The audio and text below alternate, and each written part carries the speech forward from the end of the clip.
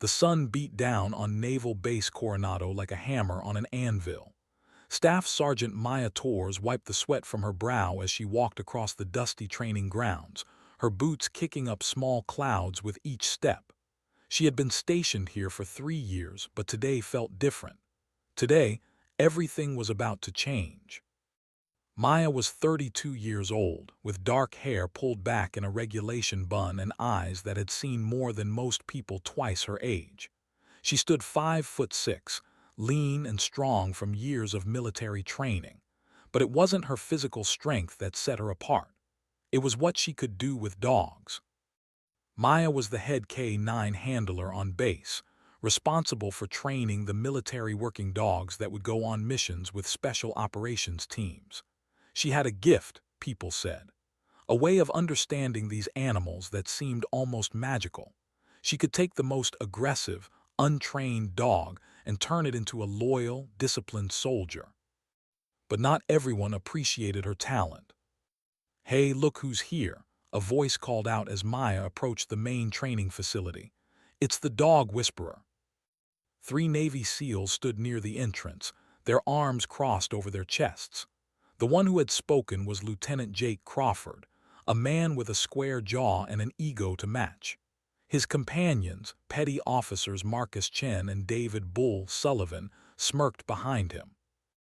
Maya had dealt with men like Crawford before, men who thought women didn't belong in certain roles, men who saw her work with dogs as somehow less important than their own. "Lieutenant," Maya said evenly, nodding as she tried to walk past. "Hold up," Crawford said, stepping into her path. "We've got a question for you." Maya stopped, meeting his eyes. "What is it?" "We heard you're supposed to be training our new K-9 unit," Crawford said. "The dogs that are going to be deployed with SEAL teams." "That's right," Maya replied. "I've been working with them for 6 months now. They're ready." Crawford laughed, a harsh sound that made Maya's jaw tighten. "Ready according to who? You." "According to their performance evaluations," Maya said calmly. "According to the hours of training they've completed. According to a woman who probably thinks dogs should be treated like house pets," Bull interrupted, his voice dripping with contempt. Maya felt the familiar burn of anger in her chest, but she kept her expression neutral. She had learned long ago that showing emotion only gave men like this more ammunition. "The dogs are ready," she repeated. "If you have concerns, you can take them up with Commander Hayes." "Commander Hayes isn't here right now," Crawford said, stepping closer. "He's in Washington for the week, which means we're in charge of evaluating whether these dogs are really fit for deployment." Maya's eyes narrowed. "What are you talking about?" "We're talking about a test," Marcus said, speaking for the first time. His voice was quieter than the others but no less challenging. "A real test, not whatever soft training you've been putting them through." "The dogs have been through rigorous training," Maya said, her voice hard now. "They've passed every standard requirement." "Standard requirements," Crawford scoffed. "We're not standard soldiers, Sergeant. We're SEALs. Our dogs need to be able to handle extreme situations, life or death situations." "And they can," Maya insisted. "Prove it," Crawford said. Maya stared at him, trying to read what was happening behind his cold eyes. "What kind of test are you proposing?" Crawford's smile was not kind. "The dogs need to be able to handle high-stress environments, right? They need to be able to protect their handlers even when they're hungry, tired, pushed to their limits." "Yes," Maya said slowly. "Then here's what we're going to do," Crawford said. "We're going to put one of your precious dogs through a real test. We're going to see if it can maintain discipline even when every instinct is telling it to do otherwise." "What kind of test?" Maya repeated, her voice sharp now. "We're going to starve one of the dogs for 48 hours, Bull said, his grin widening. "Then we're going to put someone in the pen with it. If the dog maintains control, doesn't attack, follows commands, then maybe we'll believe you know what you're doing." Maya felt her blood run cold. "That's not a test. That's dangerous and against every protocol we have. Protocols, Crawford said dismissively. We're talking about dogs that are going into combat zones. They need to be bulletproof, absolutely disciplined. You can't, Maya started. We can, Crawford cut her off. Commander Hayes left us in charge of final approval for the K-9 program. If we don't sign off, those dogs don't get deployed. And we're not signing off until we see proof that they're as good as you claim. Maya's mind raced. She thought about the dogs she had trained, the hours of work she had put in. She thought about the missions they would go on, the lives they might save. And she thought about these men, with their arrogance and their need to prove her wrong. Fine, she said quietly, but I choose which dog and I supervise the entire test. Crawford's eyes gleamed. Oh, you'll be supervising all right, because you're going to be the one in the pen. Maya felt the ground shift beneath her feet. What? You heard me, Crawford said. You're so confident in your training. Then you should have no problem spending time alone with a starved dog. If you're right, the dog will listen to your commands and you'll be fine. If you're wrong, he shrugged. Well, good luck, girl. Maya looked at the three men standing before her. She saw the challenge in their eyes, the certainty that she would back down. They expected her to refuse, to prove that she was weak, that women couldn't handle the real pressures of military life. She thought about walking away, about going over their heads, filing a complaint, following proper channels. But she knew how that would look. She knew the whispers that would follow her. And she knew that sometimes the only way to win was to meet the challenge head-on. Which dog? She asked. Crawford's smile faltered for just a moment. He hadn't expected her to agree. What? Which dog are you planning to use? Maya repeated. I have 12 working dogs under my care. Which one are you choosing for this test? Crawford recovered quickly. The big German shepherd, the aggressive one, what's his name? Titan, Maya said, her heart sinking. Of all the dogs, they had chosen the one with the most difficult background. Titan was a rescue, a former attack dog who had been abused by his previous handler. Maya had spent months earning his trust, teaching him that not all humans were threats. He was brilliant, loyal, and incredibly powerful. He was also the dog most likely to revert to his old behaviors under extreme stress. Titan, Crawford repeated. Perfect. We'll start the test tomorrow morning, 48 hours with no food, then you go in. I want this documented, Maya said. Everything in writing. Your orders, the purpose of the test, the conditions. Worried we won't pull you out in time, Bull laughed. I want it documented, Maya repeated, her voice like steel. Because when this is over and Titan passes your test, I want proof that you authorized it. I want everyone to know that you doubted my abilities and were proven wrong. The three men exchanged glances. Finally, Crawford nodded. Fine, we'll document everything. But when this goes sideways, Sergeant, it's on you. You're the one choosing to do this. No, Maya said quietly. You're the ones forcing this. I'm just the one brave enough to follow through. She turned and walked away, her back straight, her head high. But inside, her heart was pounding. What had she just agreed to? 48 hours from now, she would be locked in a pen with a starving, potentially dangerous dog. A dog she had trained, yes, but a dog with a history of violence. Maya went straight to the K-9 kennels, a long, low building on the edge of the base. Inside, the dogs began barking as soon as they heard her footsteps. She walked down the row of kennels until she reached the last one. Titan stood when he saw her, his tail wagging slowly. He was a magnificent animal, nearly 90 pounds of muscle and intelligence. His coat was thick and dark, his eyes alert and watchful. Hey, boy, Maya said softly, opening the kennel door and stepping inside.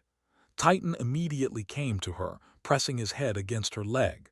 She ran her hand over his head, feeling the softness of his ears. We've got a problem, she told him, sitting down on the concrete floor. Titan settled beside her, his warm weight comforting. Some bad men want to test you, want to test us. They're going to make you very hungry, and then they're going to put me in here with you." Titan's dark eyes looked up at her, and Maya wondered, not for the first time, how much these animals really understood. "I need you to remember everything I've taught you," she continued, her voice thick with emotion. "I need you to remember that you're safe now, that no one is going to hurt you anymore, that I would never hurt you." She thought about the early days with Titan, how he had cowered in the corner of his kennel, how he had snapped and growled at anyone who came near. She thought about the patience it had taken, the slow building of trust. The first time he had taken food from her hand. The first time he had let her touch him without flinching. The first time he had followed a command. All of that could be undone in 48 hours of starvation. Maya stayed with Titan for another hour, talking to him, going through basic commands, reassuring him.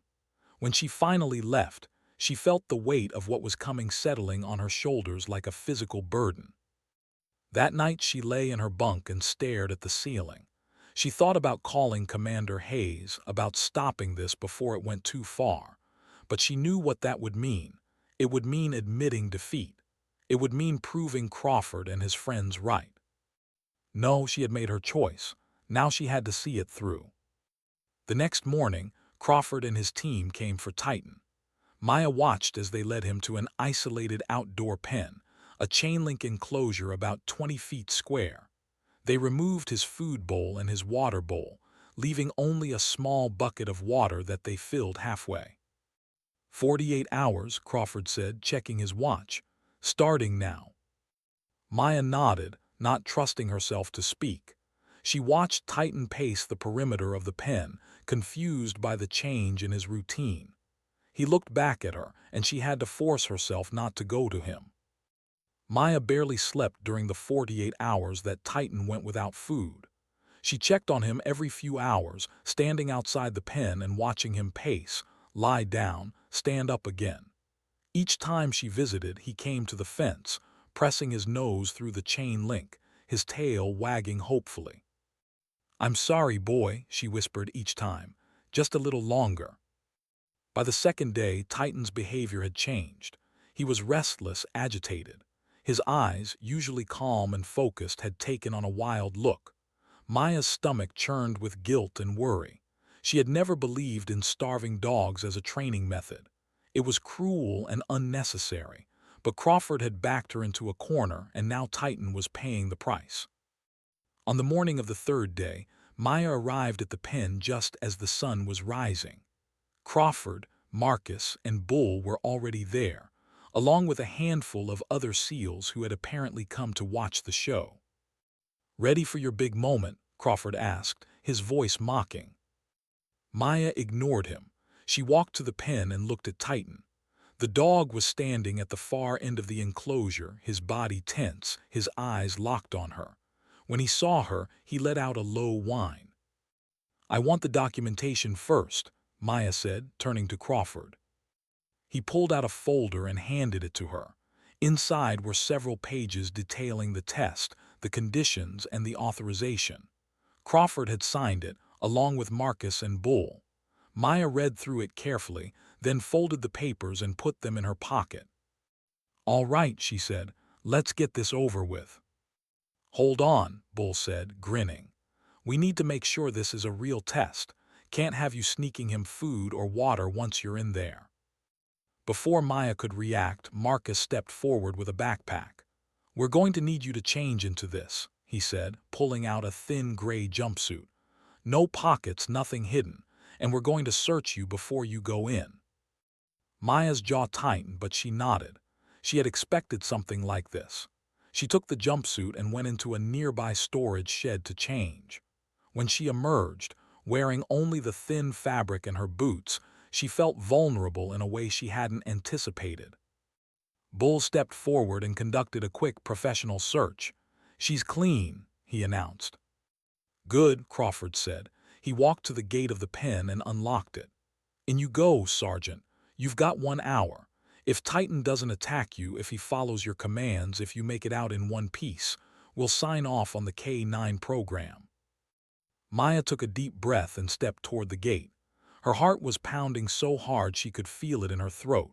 She had trained for dangerous situations, had faced down threats before, but this was different. This was Titan, a dog she cared about, a dog she had helped heal. And now she was walking into a situation where he might see her as prey. "Wait," a voice called out. Everyone turned. A female officer was walking quickly toward them, her expression angry. It was Lieutenant Sarah Chen, the base's veterinarian and one of Maya's few allies. "What the hell is going on here?" Sarah demanded, her eyes sweeping over the scene. "Why is that dog being starved? And why is Sergeant Torres about to enter that pen?" "This doesn't concern you, Lieutenant," Crawford said dismissively.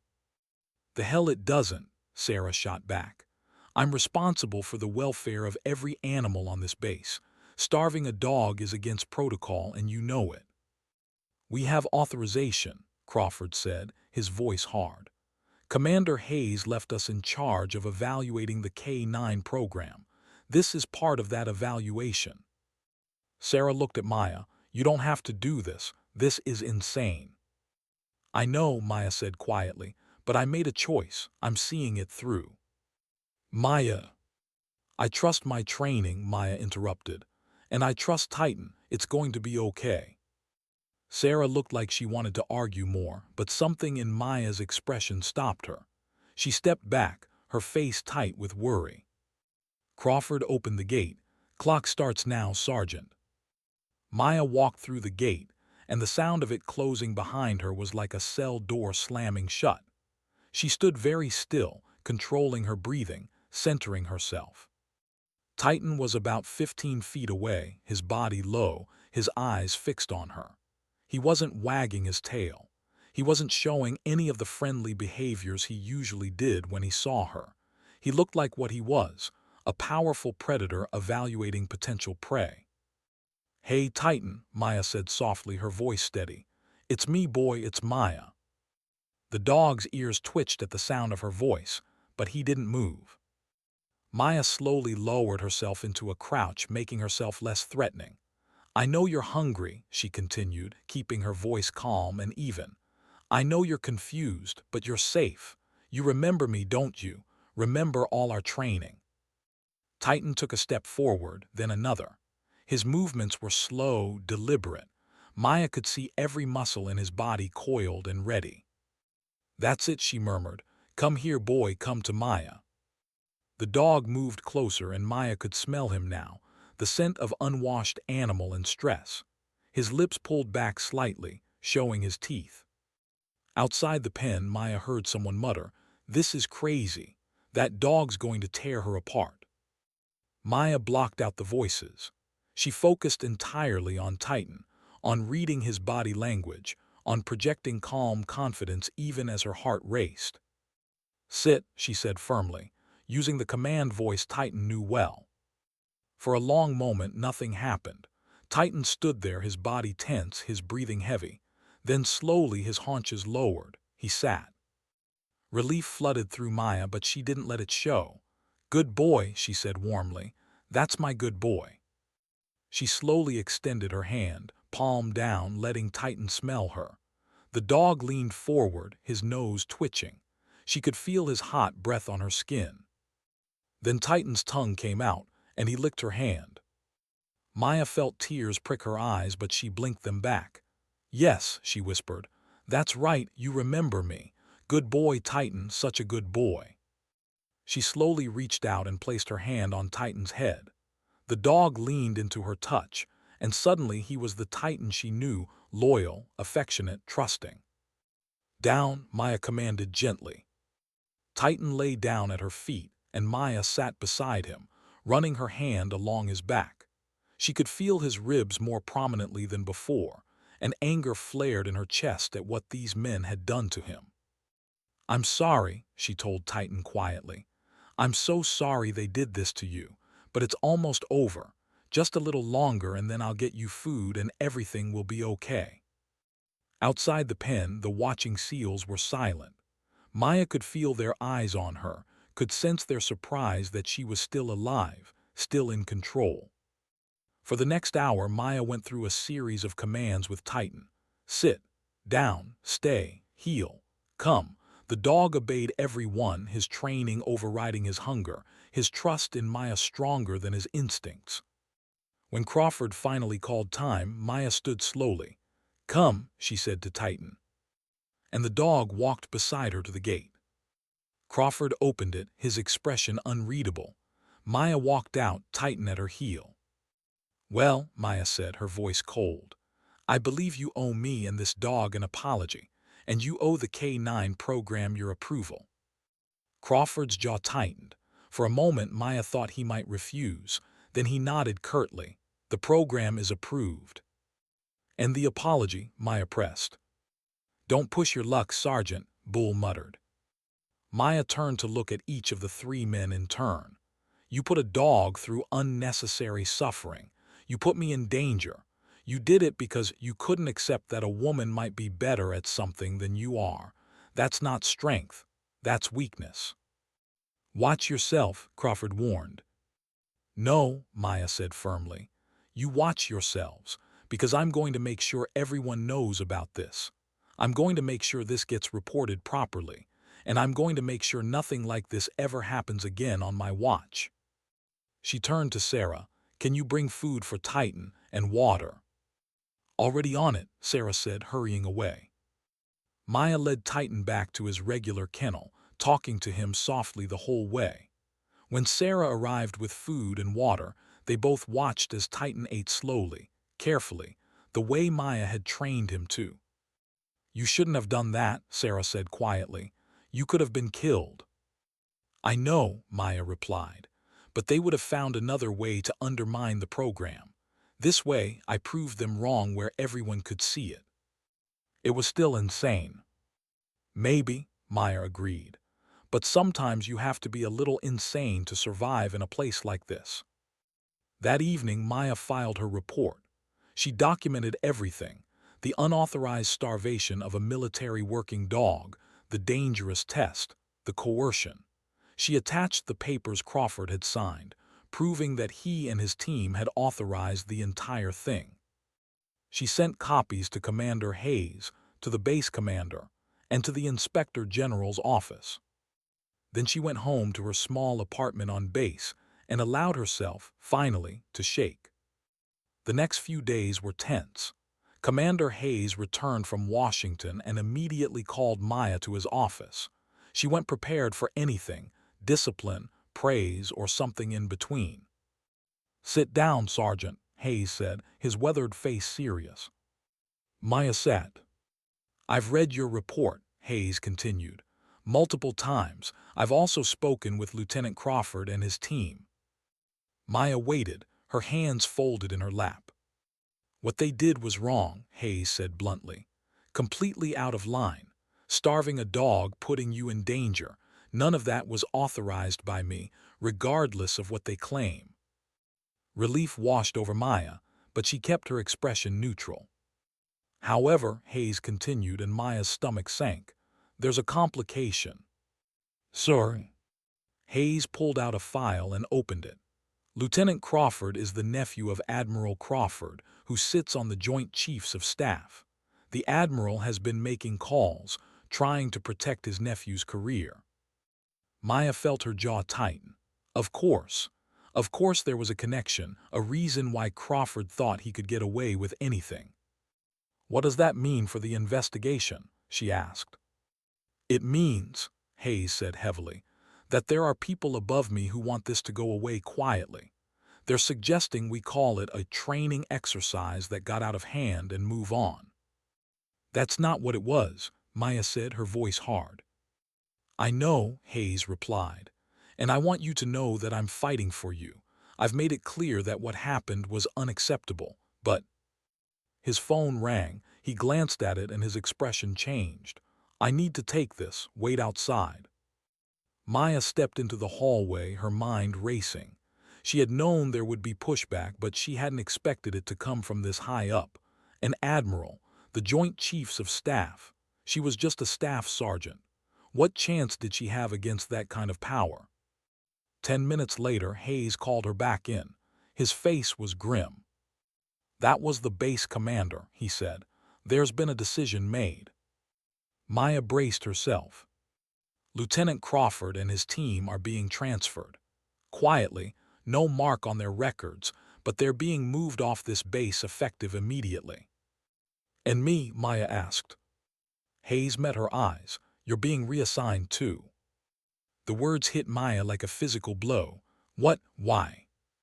They're calling it for your own protection, Hayes said, his voice bitter. Saying that the situation here has become too hostile, that it's better for everyone if you get a fresh start somewhere else. That's not fair, Maya said, her voice shaking with anger. I didn't do anything wrong. I passed their test. I proved myself. I know, Hayes said. And if it were up to me, you'd be staying here and Crawford would be facing a court-martial. But it's not up to me. Maya felt tears of frustration burning in her eyes, but she refused to let them fall. Where am I being sent? Hayes pulled out another paper. Fort Riley, Kansas. They need a K-9 trainer there. Kansas? The middle of nowhere, away from the ocean, away from everything she had built here. What about my dogs? Maya asked. The ones I've been training. They'll continue their training with the replacement handler, Hayes said. Who? I don't know yet. Maya stood, her whole body rigid with anger and hurt. Is that all, sir? Sergeant, Hayes started, but Maya cut him off. Is that all, Commander? Hayes looked at her for a long moment, and she saw genuine sympathy in his eyes. I'm sorry, Maya, this isn't right, but sometimes the system protects the wrong people. Permission to speak freely, sir. Granted. The system always protects the wrong people, Maya said bitterly. That's what the system is designed to do. 3 months later, Maya stood in the Kansas sun and wondered how her life had gone so wrong so quickly. Fort Riley was flat and hot and nothing like Coronado. The K-9 program here was smaller, less prestigious. The dogs were good, but they weren't the elite animals she had been training for SEAL teams. She had thrown herself into the work anyway because work was all she had. She trained dogs. She ate. She slept. She tried not to think about Titan, about whether his new handler was treating him right, about whether all her careful work was being undone.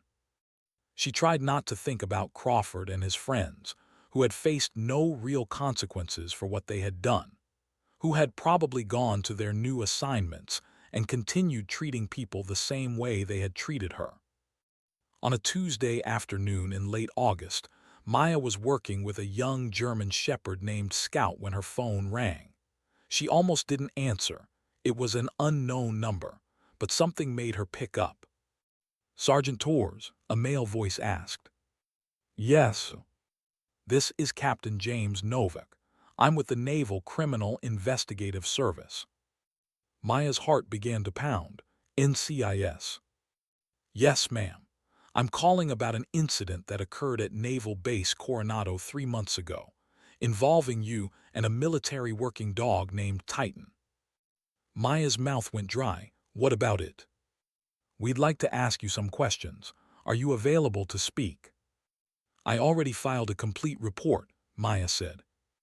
I understand that, but some new information has come to light and we're reopening the investigation. Maya sat down on a nearby bench, Scout settling at her feet. What kind of new information? There was a pause. I'd rather discuss this in person. Can you come to the NCIS office at Fort Leavenworth? It's about an hour from where you are. When? Tomorrow if possible. Maya agreed and ended the call. She sat there for a long time, staring at her phone, wondering what this meant. The next day, she made the drive to Fort Leavenworth. The NCIS office was in a nondescript building, and Captain Novick turned out to be a serious man in his 40s with kind eyes and a firm handshake. Thank you for coming, Sergeant, he said, leading her to a small interview room. I know this must be confusing. You could say that, Maya replied, sitting down. Novick opened a file on the table between them. 3 weeks ago, we received a complaint from a different source. a sailor at Coronado who witnessed what happened with you and Titan. They filed a formal complaint with our office, alleging animal abuse and misconduct by Lieutenant Crawford and his team. Maya's eyes widened. Who? I can't tell you that, but this person's complaint prompted us to look deeper into what happened, and what we found was disturbing. Novik pulled out several documents and spread them across the table. According to our investigation, this wasn't the first time Lieutenant Crawford had engaged in this kind of behavior. We found 3 other instances at his previous postings where he had hazed or harassed personnel he deemed unfit, 2 women and 1 man he suspected of being gay. Maya felt her hands clenching into fists. In one case, Novik continued, a female communications officer was forced to complete a nighttime navigation course without proper equipment after Crawford decided her qualifications were suspect. She ended up with a broken ankle and was nearly bitten by a rattlesnake. Why wasn't he stopped before? Maya demanded. Because each time the complaints were buried, each time his uncle's influence made the problems go away. Novik's expression hardened. But this time, we have documentation that he can't dispute. The papers you made him sign, Sergeant Torres. That was brilliant, by the way. Maya shook her head. It didn't matter, he still got away with it. They transferred him with a clean record. That's where you're wrong, Novik said, and there was something like satisfaction in his voice. We don't just work for the Navy. We investigate crimes. And what Crawford did to you and that dog constitutes animal abuse under federal law, as well as assault and conduct unbecoming an officer. Maya's breath caught. You're charging him. We're charging all 3 of them, Crawford, Chen, and Sullivan. They're facing court-martial. Maya couldn't speak. She had dreamed of this moment, but she had never really believed it would come. There's more, Novik said gently. We'd like you to testify. Your testimony, combined with the documentation and the other evidence we've gathered, would make the case much stronger. What about the Admiral? Maya asked. Crawford's uncle. The Admiral has recused himself from anything involving this case, and frankly, the story has leaked to the press. The Navy doesn't want to be seen protecting officers who abuse animals and harass female personnel. The political winds have shifted. Maya sat back in her chair, trying to process everything. What happens if I testify? The trial will be at Coronado. You'll have to go back. You'll have to face Crawford and the others. It won't be easy. Will I get my job back? Maya asked quietly. Novik hesitated. I can't promise that, but I can tell you that Commander Hayes has been advocating for you. He wants you back on his base. Maya thought about it. Thought about facing Crawford again, about reliving that horrible day. But she also thought about justice, about making sure this never happened to anyone else. I'll do it, she said. The court-martial took place 2 months later. Maya traveled back to Coronado with her stomach in knots. The base looked the same, but everything felt different. The trial lasted 3 days. Maya testified on the 2nd day, describing in detail what had happened. She kept her voice steady as she recounted the starvation of Titan, the test, the fear she had felt entering that pen. Crawford's lawyer tried to make it seem like she had volunteered for the test, that she had been trying to prove something. But Maya had the documentation, had the signed papers that showed Crawford had forced her hand. The most powerful moment came when the prosecution called Sarah Chen to the stand. Sarah testified about the medical condition of Titan after the 48 hours without food, about the stress markers she had found when she examined him. She showed photographs of the dog, ribs showing, eyes wild. This animal was suffering, Sarah said firmly, and it was completely unnecessary. Staff Sergeant Torres had already proven these dogs were ready for deployment. This test was nothing more than a power play designed to humiliate a female soldier who was better at her job than the men conducting it. The courtroom was silent. On the 3rd day, the verdict came in, guilty on all counts for all 3 men. Crawford was sentenced to a dishonorable discharge, reduction in rank, and 6 months in military prison. Chen and Sullivan received similar sentences, though slightly less severe. Maya sat in the courtroom and watched as Crawford was led away. He didn't look at her, didn't acknowledge her, but she saw the defeat in his shoulders, the way his arrogance had finally crumbled. Afterward, Commander Hayes found her in the hallway outside the courtroom. "Sergeant Torres," he said formally.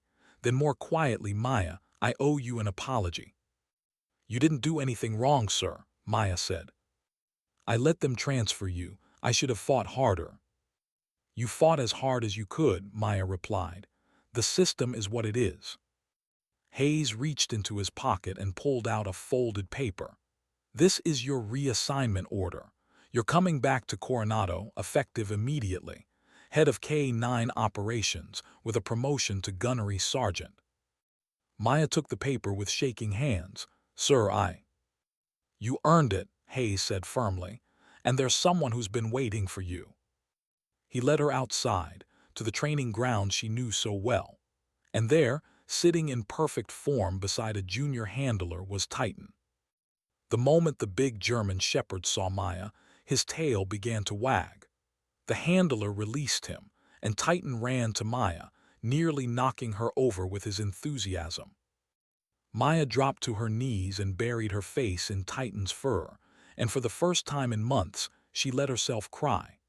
The dog licked her tears away, whining softly, pressing against her. "I missed you too, boy," she whispered. "I missed you so much." She looked up to see several other handlers watching, along with a group of SEALs she didn't recognize. One of them, an older man with gray in his hair, stepped forward. "Gunnery Sergeant Torres?" he asked. Maya stood, wiping her eyes. "Yes." "I'm Master Chief Petty Officer Rodriguez. I'm with SEAL Team 7. We heard about what happened to you and what you did. We heard about how you walked into that pen, how you trusted your training." He extended his hand. "We'd be honored to work with you and your dogs." Maya shook his hand, feeling something loosen in her chest. Respect. Finally, respect. Over the next few weeks, Maya settled back into her life at Coronado. She reclaimed her old office, her old routines. She worked with Titan every day, and the bond between them grew even stronger. But the best moment came a month after the trial, when she received a letter. It was from a young woman at a different base, a junior officer who had heard about Maya's story. "Dear Gunnery Sergeant Torres," the letter read, "I'm writing to thank you. I've been facing harassment from senior officers at my base, and I was afraid to report it. I thought nothing would change, that I would just be punished for speaking up. But then I heard about what you did, about how you stood up to them, documented everything, and didn't let them intimidate you. Because of your example, I filed my own complaint. The investigation is ongoing, but I wanted you to know that you gave me courage. You showed me that one person can make a difference. Thank you for being brave. Thank you for fighting. You're a hero to women like me." Maya read the letter 3 times, tears streaming down her face. She had never thought of herself as a hero. She had just been trying to survive, to do her job, to protect the dogs she loved. But maybe that was what heroism was. Not grand gestures, but small acts of courage. Standing up when it would be easier to back down. Fighting when it would be safer to give in. She folded the letter carefully and put it in her desk drawer. Then she called Titan to her side and walked out onto the training grounds. The sun was setting over the ocean, painting the sky in shades of orange and pink. Maya stood there, her hand on Titan's head, and felt a sense of peace she hadn't known in months. She had been tested, she had been broken down, but she had also been built back up, stronger than before. And she wasn't alone. She had Titan, she had Sarah, she had Commander Hayes and Master Chief Rodriguez and all the other good people who had stood by her. Most importantly, she had herself, her strength, her courage, her refusal to give up. "Come on, boy," she said to Titan. "Let's go home." The dog walked beside her, perfectly in step, perfectly trained. And Maya smiled, knowing that no matter what challenges came next, She would face them the same way she had faced everything else. With dignity, with determination, and with the knowledge that she was exactly where she belonged.